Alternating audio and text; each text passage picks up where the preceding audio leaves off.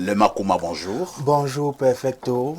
Merci de l'amitié que je me fais encore ce matin en m'invitant sur ton magnifique plateau de l'espace miné. Comment tu vas? Je me porte comme au Cameroun. C'est-à-dire très bien. Non, je voulais dire que je me porte comme Rosine. C'est Jeanne bien? Jeanne Rosine. Jeanne Rosine, voilà. Toi aussi, tu cherchais à Jeanne Rosine? Non, juste... Finalement, Jeanne Rosine va même faire non, juste qu'elle a des très belles lèvres, en fait. Ouais, assez oh là, précoces, ouais. oh là, vous êtes osé là. Non, c'est pas osé, je dis ce que je vois.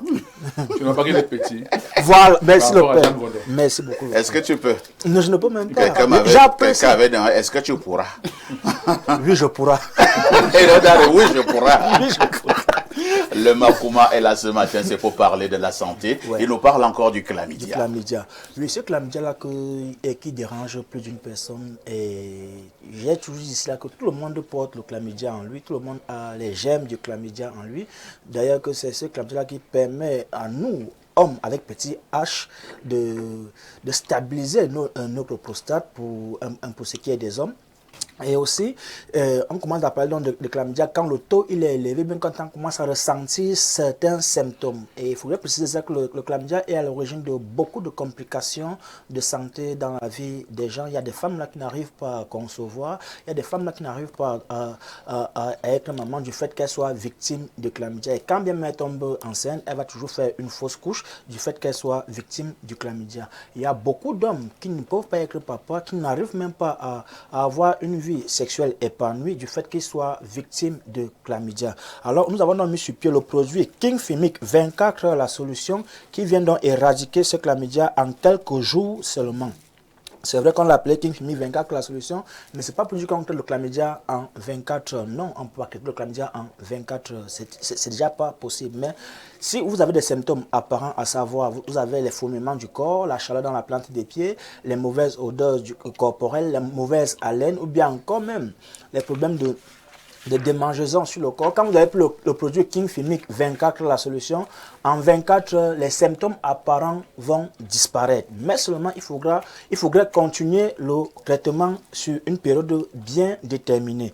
Alors, pour ces messieurs-là qui ont des problèmes de faiblesse sexuelle, éjaculation précoce, reprise lente, perte du désir, j'avais déjà dit ici là plus d'une fois que la faiblesse sexuelle ou l'éjaculation précoce ou encore les problèmes de reprise lente, les troubles érectiles de manière générale ne sont pas des maladies, mais les symptômes de maladie. Parce que si on a le chlamydia, ça va nous entraîner la faiblesse sexuelle. Si on a les hémorroïdes, ça va nous entraîner la faiblesse sexuelle. Si nous sommes même stressés, parce qu'il faut dire cela qu'en ce qui concerne l'homme, le stress est son premier ennemi en ce qui concerne sa santé sexuelle. Le deuxième ennemi de l'homme sur sa santé sexuelle, c'est son alimentation. Donc, on a donc le stress qui va nous provoquer, qui va nous causer les problèmes de troubles érectiles. Nous avons notre alimentation qui va aussi causer, qui va aussi provoquer les problèmes de troubles érectiles. Et maintenant, on a donc les problèmes tels que le chlamydia, les hémorroïdes, le diabète et bien d'autres maladies qui entraînent les problèmes de faiblesse sexuelle. Je voudrais attirer l'attention de nos femmes, de nos mamans, de nos sœurs, que parfois vous aussi, femmes, apprenez à appeler vos hommes, c'est-à-dire que ton mari il est au travail, ton mari il est sorti, tu l'appelles là, tu dis que non chérie, ce soir je t'attends. Comme ça, voilà, ça stimule l'homme, ça fait en sorte que l'homme ne reste même pas dehors. C'est-à-dire que dès qu'il est peut-être 16h, 15h30, 16h, le monsieur s'apprête déjà à rentrer parce qu'il sait que non, sa femme attend à la maison avec un joli paquet, avec un joli cadeau, pour pouvoir jouer un très grand match. Donc, chères dames, apprenez à appeler vos hommes, apprenez à stimuler vos hommes parce que nous aussi, les hommes, on a plus besoin de la stimulation pour pouvoir être assez performant. Parfait, si tu me le permets, je voudrais encore présenter le produit King Tapé Tapé, comme son nom l'indique, pour ces hommes-là donc qui ont les problèmes de faiblesse sexuelle, éjaculation précoce et reprise lente. Pour ces hommes-là qui n'arrivent pas à avoir une sexualité assez épanouie, nous avons donc mis sur pied le produit King Tapé Tapé qui est uniquement pour les troubles érectiles et rien d'autre. Donc si vous avez des infections et autres, le King Tapé Tapé ne pourra pas vous aider. Lui, il est uniquement pour les problèmes de troubles érectiles. Ces hommes-là qui ne bandent pas du, c'est-à-dire qu'il est en érection, il est en érection, mais son appareil génital est très mou. Alors le produit King Tapé Tapé vient désormais vous permettre de taper comme il se doit désormais. Je m'en voudrais si je ne vous demandais pas de sortir avec le fameux Open Sex ce matin. Oui, le produit Open Sex, c'est ce produit-là qu'on ne présente plus. Ce produit-là qui permet aujourd'hui aux hommes de pouvoir s'affirmer, de pouvoir réaffirmer leur autorité au niveau de la taille. Parce qu'il y a beaucoup d'hommes là qui sont diminués, qui sont stressés, qui sont frustrés de par la taille de leur appareil génital. Alors nous avons mis sur pied le produit Open Sex qui permet donc d'augmenter la taille et le volume de l'appareil génital de manière naturelle. Et ceci, c'est sans effet secondaire. Nous avons 3 formats sur le marché. Il y a le grand format qui augmente entre 4 et 6 centimes d'augmentation. Il y a le moyen format qui augmente entre 2 et 4 centimes d'augmentation et le petit qui augmente entre 1 et 2 centimes d'augmentation. Comment faire pour avoir ces différents produits? Vous êtes à Douala, vous allez vous rendre tout simplement à la Cité des Palmiers, derrière le lycée, vous allez voir la plaque plante de vie. Vous êtes à Yaoundé, vous allez vous rendre en Kondongo, quartier, Carrefour et Tech, immeuble Baïga Center, face maison du parti ou maison de la femme. Nous travaillons tous les jours, de lundi à lundi, entre 7h et 18h de l'après-midi. Merci, le Makouma. Je vous souhaite un excellent week-end. Merci beaucoup. Et nous nous disons à très prochainement. Pour la suite.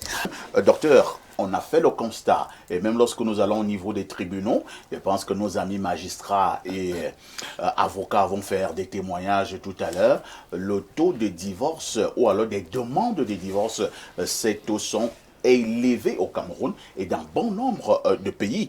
Qu'est-ce qui peut expliquer ce taux élevé de divorce depuis un certain temps?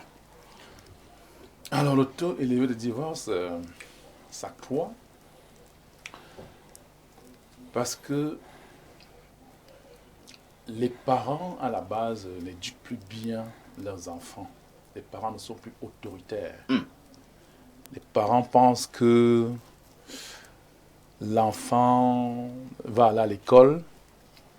S'il est intelligent, il va sortir, il va se mettre à travailler. Et ce travail-là, l'argent qu'il va gagner va permettre qu'il vive bien. C'est-à-dire que ce soit le garçon ou la jeune fille. Tout est fonction d'une très bonne éducation à la base. On doit réapprendre à éduquer nos enfants. On doit être, si on ne l'a pas été, rigoureux envers, n'est-ce pas, nos enfants. Et nous devons savoir qu'aujourd'hui, l'éducation passe et la compréhension, la réussite d'un enfant passe, n'est-ce pas, par, je veux dire, la méchanceté même.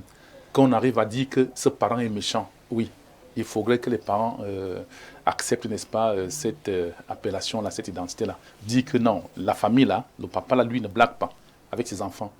Ça fait que quand les enfants sont maintenant bien élevés, la maman qui, le matin, réveille ses enfants pour leur dire, voilà, les tâches, n'est-ce pas, ménagères, toi, tu dois faire ceci le matin, et ainsi de suite. La jeune fille va commencer à comprendre que dans sa vie, elle sera ménagère. Même si elle est ministre, même si elle arrive, même si elle est ingénieure, encore que faut-il que tu sois ingénieur et avec un emploi derrière. Il ne faudrait pas seulement que tu sois diplômé et sans emploi. Oui. Et quand l'enfant a été bien élevé à la maison, bien formé par ses parents, les deux, je ne parle pas seulement de la femme, les deux parents qui ont bien élevé, n'est-ce pas, leurs enfants, bien outillés, former les enfants, et apprendre également, n'est-ce pas, la vie des familles. Parce que l'éducation commence, n'est-ce pas, par le jeune âge d'un an, 2 ans, 3 ans, et ainsi de suite. Plus l'enfant grandit, plus également l'éducation également monte en leur proposant, en permettant, n'est-ce pas, qu'il voit ce que l'enfant qui a déjà 10 ans peut faire, celui qui a 15 ans peut maintenant faire, 20 ans, ainsi de suite. Savoir maintenant que l'enfant qui a 20 ans est déjà à l'université, 22 ans, 23 ans, oui, tu peux commencer à avoir, n'est-ce pas, des rapports sexuels, des petits amis qui arrivent et tout. Dit que il faut, parce que dès l'âge de 10 ans, l'enfant doit commencer à savoir faire la vaisselle, préparer à la maison, garçon comme fille. Si donc nous avons des familles qui apprennent à leurs enfants, n'est-ce pas, de savoir s'occuper, n'est-ce pas, de la maison, pas seulement parce que nous avons, n'est-ce pas, des gouvernants, des domestiques et autres. L'enfant même a ce planning de vie-là. Vous allez vous rendre compte que ces enfants qui grandissent ont déjà, n'est-ce pas, une culture familiale. Oui. Et la fille ou le garçon ne va pas prendre, n'est-ce pas, l'enfant de lui pour dire non, tu es là certainement parce que je vais t'exploiter. Ou bien la fille qui va dire non, va prendre, n'est-ce pas, une domestique ou bien une ménagère parce que moi je ne suis pas préparé. Vous allez vous rendre compte que les deux ne restent pas à la maison. Oui. Parce que pour qu'il n'y ait pas de divorce, il faudrait qu'il y ait complicité, n'est-ce pas, entre les couples. Oui. Et complicité entre les couples, ça veut dire qu'il y a des travaux que vous pouvez faire à la maison. Oui. Vous travaillez ensemble. Il y a la communication, il y a le dialogue. Vous sortez ensemble, vous marchez ensemble, vous faites des choses ensemble. Mais dès lors que vous n'arrivez même pas à vous asseoir parce que l'autre travaille, et ainsi de suite, et on se retrouve comme ça là, et ce sont les enfants vont faire comment? Comment est-ce qu'on va former une famille? Très bien. Qu'est-ce que ça va donner plus tard? chuter. Donc, ça fait dire que les divorces aujourd'hui, c'est quand on rentre encore, n'est-ce pas vraiment, à l'époque, n'est-ce pas, qu'on revoit pourquoi nos parents avaient réussi, pourquoi ils avaient réussi. Merci. Je vais passer la parole à l'homme d'église qui est sur ce plateau, révérend Bayon. La lecture de l'homme de Dieu que vous êtes lorsque nous parlons du fort taux de divorce en ce moment au Cameroun et dans bon nombre de pays. Vous pouvez poser votre commentaire et votre regard sur quel palier? Je commencerai par noter que c'est un phénomène grave et en tant que pasteur, nous sommes sans cesse au chevet des couples. Et nous sommes sans cesse en train de lutter contre un phénomène où les gens ne veulent plus rester en mariage. Donc, si je m'en tiens à ma petite analyse de la situation, je reviens avec ce que disait le docteur tout à l'heure, c'est en amont, nous avons l'approche philosophique du mariage, parce que le mariage a perdu sa valeur sacrée aujourd'hui. C'est-à-dire, nos mamans, à l'époque, savaient qu'elles allaient en mariage pour rester. Vous avez changé de nom, c'était pas votre nom de jeune fille et puis celle de... Vous preniez le nom de votre mari, vous apparteniez désormais à une famille. C'est là-bas l'ensemble de votre destinée. Mais vous savez, avec le monde moderne aujourd'hui et postmoderne que nous sommes en train d'avoir, il y a un ensemble de lectures de la vie de couple qui est occidentale. Et nous empruntons ça aujourd'hui sans que ça ne sied à notre culture. Le mariage est avant tout une alliance. Ce n'est pas une alliance entre deux personnes comme certains veulent faire croire. Ce n'est pas deux personnes. Le mariage engage toute une batterie de choses. Ça engage deux familles qui se mettent ensemble. Ce n'est pas deux individus qui s'unissent. C'est deux individus qui sont un point de contact entre quelque chose de plus large. Deux familles, deux tribus, et en fait les peuples s'unissent ensemble au travers des individus. Et c'est ça qui donne le poids au mariage, ce n'est pas ce qu'ils appellent l'amour. Si vous croyez que vous vous mariez par amour, moi je dis on se marie par intérêt. Ah bon? Oui. Comment ça? On se marie par intérêt, ça veut dire qu'est-ce que je gagne? Qu'est-ce qui m'intéresse chez l'autre? Ce n'est pas seulement l'élan du cœur, parce que l'élan du cœur se crée, ça se fait et ça se défait. Si on prenait nos mamans, on mettait dans... Elles ne savaient même pas au courant qu'elles se mariaient, on prenait leur valise et elles finissaient par aimer leur mari. Ça existait et les mariages tenaient. Je ne veux pas dire que l'amour n'existe pas. Je veux dire qu'il y a... C'est que dans un contexte camerounais, quand on dit qu'on se marie par intérêt, on peut comprendre ça de manière bizarre. Hein? C'est-à-dire que je dois chercher un homme qui a par exemple de l'argent. Je dois chercher un homme qui a des... Les mariages d'aujourd'hui, c'est ça. Je dois chercher quelqu'un qui a beaucoup de terrain. Non, l'intérêt n'est pas seulement un intérêt économique. Moi, je parle par exemple que deux familles, deux tribus, les tribus se réunissaient parce que leurs enfants se mariaient. On ne se faisait pas la guerre parce que nos enfants étaient de part et d'autre. Vous ne pouvez pas faire la guerre à vos propres enfants de l'autre côté parce qu'une de vos filles s'est mariée là-bas. Donc vous avez des enfants. De l'autre côté, vous avez des intérêts là-bas.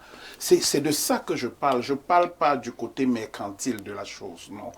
Je parle qu'on se marie parce qu'on voit une dame qui, en entrant dans ma vie, elle me propulse, elle m'amène quelque part.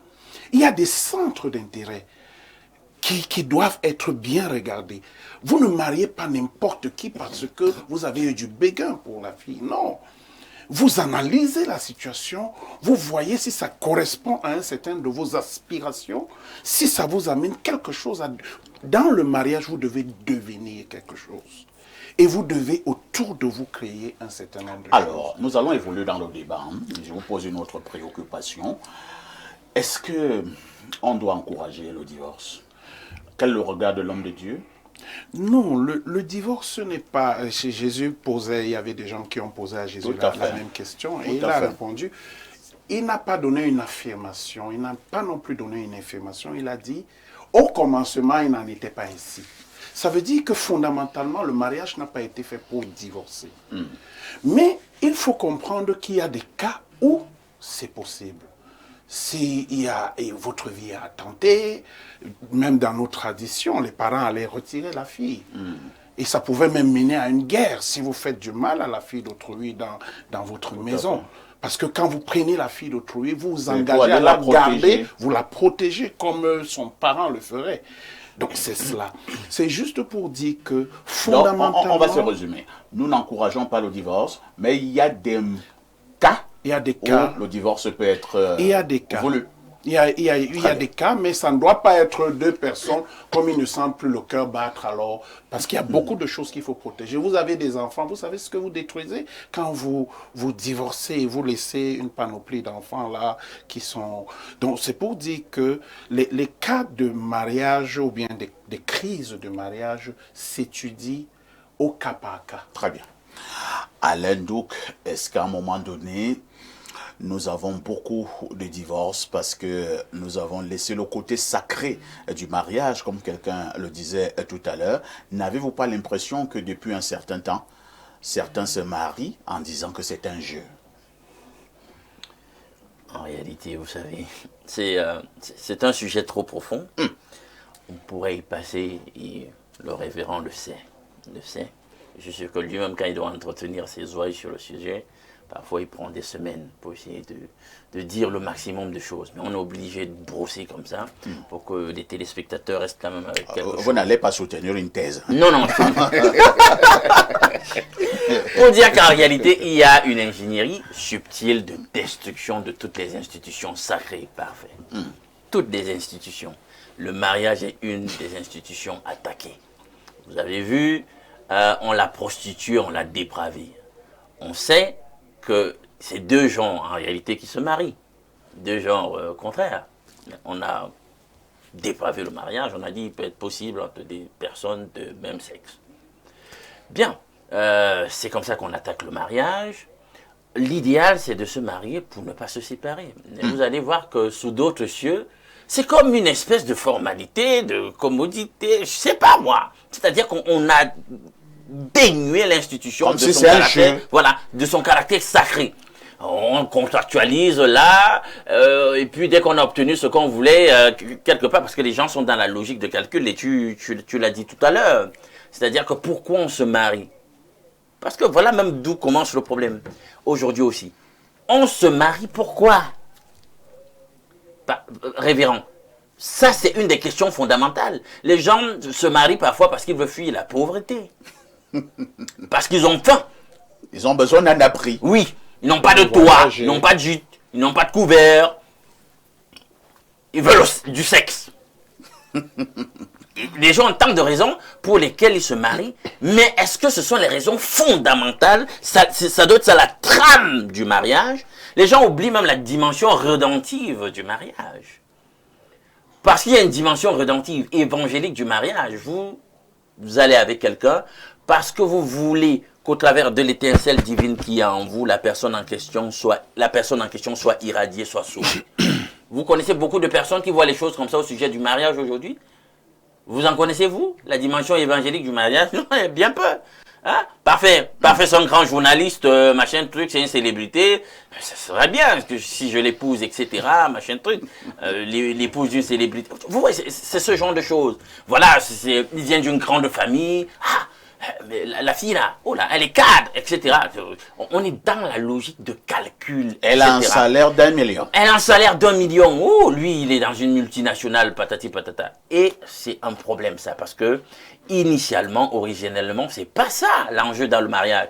Et les plus grands calculateurs, pour ne pas dire les plus grandes calculatrices dans le mariage, c'est les femmes. Ah bon? Non, c'est dans leur nature. Vous aurez les femmes à dos tout à l'heure. Non, là, je vous explique pourquoi. C'est même aussi voulu quelque part. Parce que n'oubliez pas que la femme, bibliquement parlant, l'homme est d'abord créé, hein, Il y a tout le cadre qui doit créer qui attend la femme, c'est-à-dire que l'environnement est créé, il y a toute une série de provisions, et puis il y a l'homme qui est déjà là, voilà, qui assure, qui a un gage de sécurité et tout, puis elle vient seulement. Donc il y a comme une transcription de cette réalité dans l'inconscient collectif de la féminité, au point où il faut des gages de sécurité pour que la femme s'engage avec vous. Elles sont plus calculatrices que les hommes. L'homme, lui, peut prendre du moins que rien là, sans calcul, il dit non, vraiment celle-ci, j'ai le besoin pour elle, je suis même au perché là-bas, dans la pyramide sociale, mais je vais aller la prendre. Il descend, il se plie les chines pour aller la prendre là-bas, tout bas et la relever. Mais c'est hyper difficile parfois pour la femme. Parce que dans sa nature, non. La femme veut garantir un minimum de sécurité avant de s'engager. Donc, parfait, tu le disais dans les tribunaux, allez voir les statistiques. Dans nos tribunaux, c'est grave. C'est alarmant. C'est alarmant. Et même au niveau mondial, c'est le cas aussi. Quand vous lisez les spécialistes sur la psychologie du mariage et le relationnel, vous vous rendez compte que nous sommes en véritable crise. Et on n'est pas là dans des attitudes qui vont nous aider à sortir. Vous voyez? Parce qu'il y a même un conditionnement social autour du mariage. Les gens ne comprennent pas. Il y a une vieille dame qui a fait une réflexion à ceux de cette génération. Vous êtes du genre, dès que ça se casse, dans la société consumériste, c'est cassé, on jette à la poubelle. Elle dit non, à notre époque, c'était pas ça. Quand c'est cassé, on cherche à réparer. Révérend, le conseil. De nos jours maintenant, dès que ça va un peu mal, c'est que non, il faut se séparer.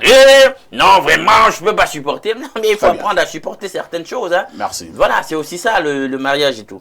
Merci Alain Douk. Jeanne-Rosine, j'ai voulu le faire à dessein. Hein. Vous passez la parole en dernier. Vous avez même suivi comment Alain Douk a taquiné les femmes tout à l'heure. Que c'est vous les plus calculatrices. À la place du cerveau, vous avez de l'ordinateur. Alors, Jeanne-Rosine, les causes de mariage, pour parler comme les juristes, c'est causes péremptoires. Est-ce qu'il n'y a pas également l'infidélité? Est-ce qu'il n'y a pas les problèmes d'insatisfaction sexuelle? Effectivement, là où nous allons résulter le divorce, parce que les causes prémonitoires du divorce, nous avons déjà les raisons personnelles, émotionnelles et sociales. Lorsque nous commençons par les causes personnelles, l'infidélité conjugale. Vous savez, parfait, lorsque vous rencontrez une belle dame dans la rue, tout ce que vous regardez, c'est son physique. Vous ne regardez pas sa mentalité. Tout pour vous, c'est le physique. Elle a des rondeurs. Ça vous plaît. Elle est jolie. Elle discute avec vous, vous ne prenez pas la peine de détecter les lacunes dans son langage. Vous allez voir une dame, vous l'amenez premièrement au restaurant, la première des choses qu'elle vous dit, non, je ne vais pas dans un endroit bas. Mais elle ne se regarde pas. Est-ce qu'elle vaut cet endroit? Elle va aller au VIP. Elle sait bien que vous êtes marié, puisque la plupart ce sont les hommes mariés qui le font. Vous l'amenez dans un restaurant, vous pouvez dépenser plus de 20 000, elle s'en fout. Et de là, la cause revient vers vous, parce que lorsque vous allez rentrer à la maison, vous n'avez pas assez d'argent pour pouvoir gérer votre dame à la maison. Et ça crée déjà des problèmes. Cette infidélité que vous posez sur la table devient déjà l'une des causes, puisque la femme ne va pas supporter. Elle va dire chaque fois qu'il sort et quand il revient, il n'a pas d'argent. Est-ce que moi, je vais supporter cela? Ça, c'est sur le plan social. Personnel, pardon. Sur le plan social, l'évolution des mentalités. Alain l'a dit tout à l'heure, les femmes sont des calculatrices, les femmes. Oui, on rejette toujours la faute sur les femmes. Mais les hommes, ce sont les plus gros arnaqueurs en amour. Ah bon? Oui. Ça veut dire quoi? Vous voyez un homme qui vient vers vous, vous avez votre petite caisse, vous avez votre petit boulot, peut-être votre entreprise. C'est pas vous qui l'intéressez, vous la femme. C'est votre entreprise. C'est ce que vous en avez. Et l'homme, il est là, il fait sembler là avec vous, mais soyez très, très vigilantes, les femmes, lorsque vous rencontrez un monsieur de la sorte. Premièrement, lorsqu'il vous regarde, il vous demande qu'est-ce que vous faites exactement dans la société. Ça, moi, j'en ai été victime. Quelqu'un vous aborde, il veut savoir exactement quel est votre chiffre d'affaires. Pour savoir est-ce qu'il doit continuer avec vous. Si ça peut produire. Oui. Et là, il est collé à vous. Il devient très romantique. Il est romantique, c'est lui qui vous fait des petits cadeaux. Des petits messages matin, midi, soir. Et c'est lui qui vous appelle tellement ces hommes-là, ce sont les arnaqueurs en amour. Et aussi la mentalité des femmes. Parfait, là, Alain l'a aussi dit, parce que son analyse est très profonde, comme on le dit d'ailleurs. Il y a des femmes, lorsqu'elles arrivent chez vous, vous avez déjà tout établi. Elles cherchent votre mort. C'est elles qui créent des problèmes dans la famille. Bien sûr, lorsqu'elles arrivent, elles savent que vous avez tout préparé. Je dis tout, elles s'assoient, qu'est-ce qu'elles vous apportent? Question. Qu'est-ce qu'elles vous apportent? Moi, j'ai toujours dit sur ce plateau, parfois, c'est chercher une dame qui peut vous apporter un plus tous les jours. Lorsque vous avez une dame à la maison qui sait parfait, sort, il peut dépenser 1000 francs, elle vous dit non. Elle te dit non. Voilà peut-être 800. Je sais, tu es un homme, tu peux prendre ta petite bière. Je prends 200, j'épargne pour faire quelque chose. Voilà une femme. Voilà une femme qui vous apporte des idées. Vous ne devez pas avoir le genre de femme, à tout moment, elle vous dit, je dois aller me coiffer, je dois aller m'épingler, je dois me mécoper, ma copine a le sac de 800 000. Non, c'est pas... Moi, je l'achète. Oui, c'est pas... Et vous, l'homme qui sortez tout le matin sous la pluie, sous le soleil, comment est-ce que vous pouvez vous en sortir? Vous n'allez pas vous en sortir. Voilà certaines... Et vous n'allez pas supporter. Vous allez dire non. Comment dire nos mamans d'avant? Les mamans d'avant, c'était les mamans d'avant. Parfait. Elles supportaient aveuglement le mariage. Mais de nos jours, moi je pense que la meilleure solution pour qu'il n'y ait plus de temps de divorce, c'est le dialogue. La crainte de Dieu. Lorsque vous rencontrez un monsieur qui a la crainte de Dieu, vous êtes une femme bénie et comblée. Parce que cet homme vous montrera le chemin de la droiture. Mais dès que vous rencontrez aussi un homme qui n'arrive même pas à se mettre à genoux, dit merci à Dieu, vous êtes entré dans un calvaire éternel. Donc, l'une des causes aussi, soyons vrais envers nous-mêmes. Lorsque nous rencontrons quelqu'un, notre âme sœur, soyons vrais. Si vous êtes racleur de rue, dites-lui que vous êtes racleur de rue et cette femme pourra vous amener plus haut. Et la meilleure des choses, il faut avoir la crainte de Dieu.